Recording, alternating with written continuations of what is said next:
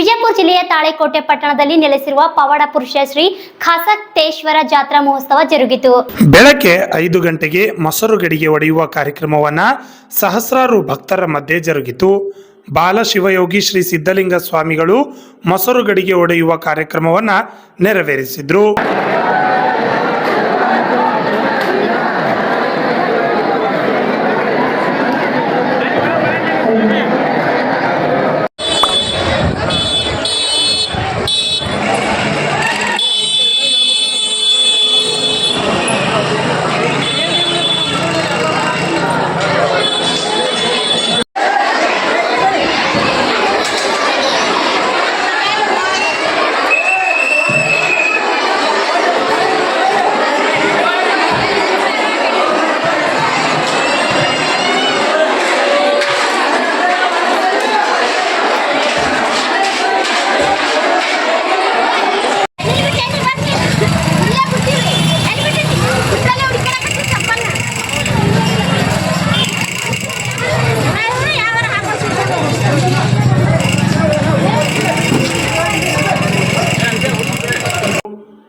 Lakshman Kalal, RJ32 Kannada news, Talikote.